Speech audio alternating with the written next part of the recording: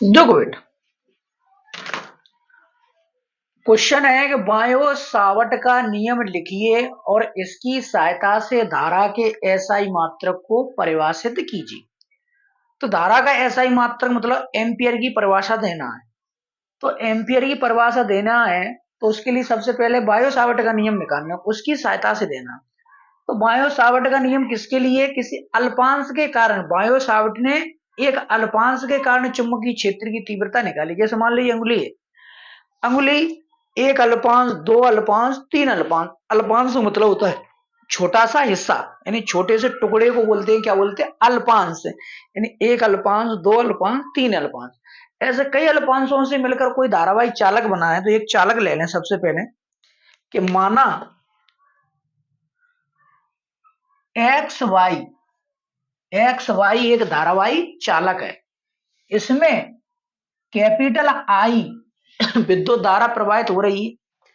तब इसके एक अल्पांश, अल्पांश ही मान ला एक, यानी ए बी ना दे दे नाम, इसकी लंबाई कितनी है? डीएल। एक अल्पांश के कारण उत्पन्न चुंबकीय क्षेत्र की तीव्रता डीवी, यानी अल्पांश से बिंदु आर दूरी पर एक बिंदु पी है, एक बिंदु पी है, यहाँ तीव्रता क्या निकाल है? डीवी। तो एक अल्पांश के कारण उत्पन्न चुंबकीय क्षेत्र की तीव्रता डीवी निम्न कारकों पर निर्भर करती है। ये कोण मान लें क्या? थीटा। तो बायो सावर्ट ने एक चालक लिया एक्स वाई, और एक्स वाई चालक के कारण एक अल्पांश के कारण बिंदु पी पर चुंबकीय क्षेत्र की तीव्रता निकाले। अल्पांश को मतलब होता है छोटा सा हिस्सा, और छोटे से हिस्से के कारण छोटी तीव्रता ही डीवी। तो भाषा में ये बोली गई है कि माना माना एक्स वाई एक धारावाही चालक है। तो मान ले माना एक्स वाई एक धारावाही चालक है, इसमें कैपिटल आई विद्युत धारा प्रवाहित हो रही है, इसमें कैपिटल आई विद्युत धारा प्रवाहित हो रही है। तब इसके एक अल्पांश के कारण चुंबकीय क्षेत्र की तीव्रता डीवी निम्न कारकों पर निर्भर करती है। तब इसके एक अल्पांश के कारण चुंबकीय क्षेत्र की तीव्रता डीवी निम्न कारकों पर निर्भर करती है। नंबर एक, चुंबकीय क्षेत्र की तीव्रता डीवी चालक में बहने वाली धारा कैपिटल आई के समानुपाती होती है। अर्थात जो चुंबकीय क्षेत्र की तीव्रता डीवी है वो चालक में बहने वाली धारा के समानुपाती है। अगर धारा का मान बहुत अधिक होगा तो चुंबकीय क्षेत्र की तीव्रता भी बहुत अधिक होगी, धारा का मान कम होगा तो तीव्रता भी क्या होगी? कम होगी। तो डीवी चुंबकीय क्षेत्र की तीव्रता डीवी चालक में बहने वाली धारा आई के समानुपाती होती है, अर्थात डीवी समानुपाती आई। समीकरण नंबर एक। नंबर दो, चुंबकीय क्षेत्र की तीव्रता डीवी अल्पांश की लंबाई डीएल के समानुपाती होती है। चुंबकीय क्षेत्र की तीव्रता जो डीवी है वो अल्पांश की लंबाई के समानुपाती होती है। अगर अल्पांश ज्यादा लंबा है तो चुंबकीय क्षेत्र की तीव्रता उतनी ही अधिक होगी, अगर अल्पांश कम लंबा है तो चुंबकीय क्षेत्र की तीव्रता उतनी ही क्या होगी? कम होगी। तो अल्पांश की लंबाई के समानुपाती होती है, अर्थात डीवी समानुपाती डीएल। समीकरण नंबर दो। तीसरा, चुंबकीय क्षेत्र की तीव्रता डीवी अल्पांश से बिंदु पी की दूरी स्मॉल आर के वर्ग के व्युत्क्रमानुपाती होती है, अर्थात डीवी व्युत्क्रमानुपाती 1/r²।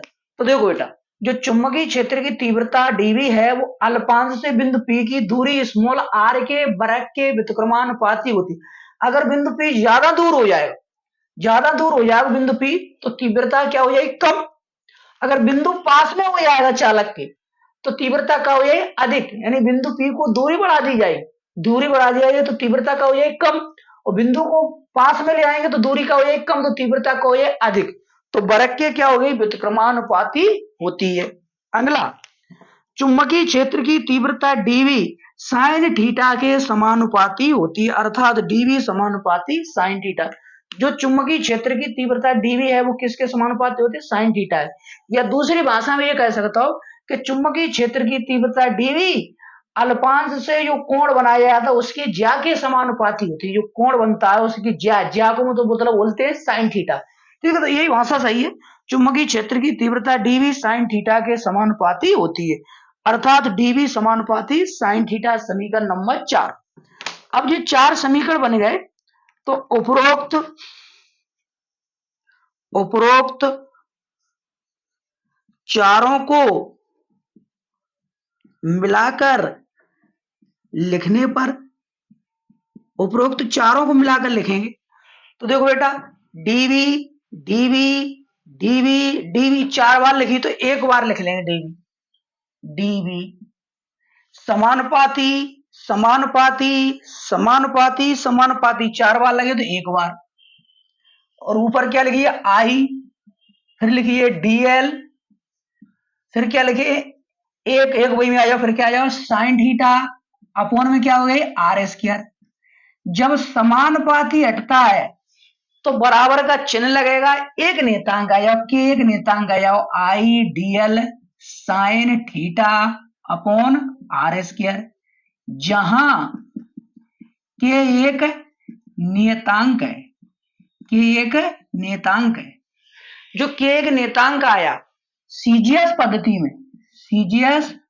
पद्धति में के का मान होता है 1, समीकरण नंबर इसे दे देंगे आप 5, समीकरण 5 से के का मान 1 रख देंगे तो डीवी बराबर, तो आई डीएल साइन थीटा अपॉन क्या है आर स्क्वायर। सीजीएस पद्धति में चुंबकीय क्षेत्र की तीव्रता को मात्रक हो तो गॉस या ओरस्टेड।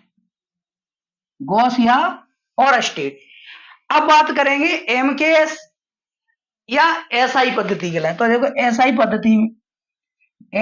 पद्धति में के का मान होता है म्यू 0/4 पाई, और इसका मान हो तो 10 की घात -7, किसमें न्यूटन बटे एम्पियर स्क्वायर। अब समीकरण किसमें रखेंगे 5 में, समीकरण 5 से, तो डीवी बराबर के का मान रखेंगे म्यू 0/4 पाई, बाद बाकी वैसे रहेंगे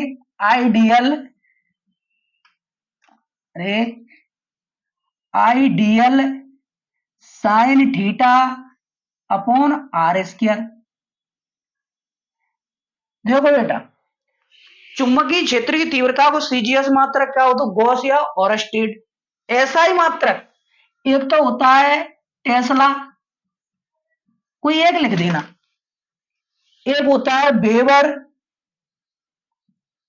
बटे मीटर स्क्वायर, एक होता है या लगाते रहिए या न्यूटन बटे एम्पियर इंटू मीटर,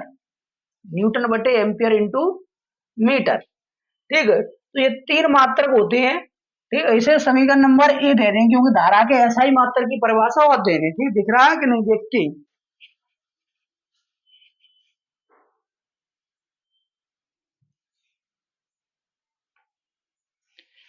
ठीक है भाई, तो यहां तक आए गए। अब हम धारा के एसआई मात्रक की परिभाषा लिखेंगे इसी की सहायता, इस सूत्र की सहायता से, ठीक। तो देखना ढंग से, ठीक। इतना हम बैठ के हम परिभाषा लिखते हैं, इतना साफ कर दे रहे, वहां से हम परिभाषा लिखेंगे, ठीक है। किसकी, धारा के एसआई मात्रक की परिभाषा मतलब एम्पियर की परिभाषा लिखना है, ठीक। ओके,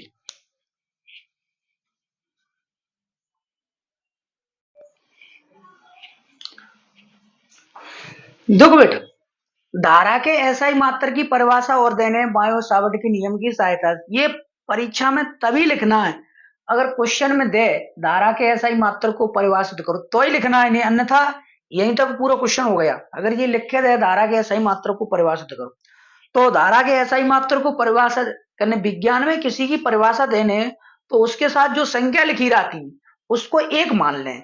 तो देखो, जैसे आई की परिभाषा देने धारा के, तो आई के साथ जो संख्या लिखी है उन्हें एक मान लेंगे। तो देखो, यदि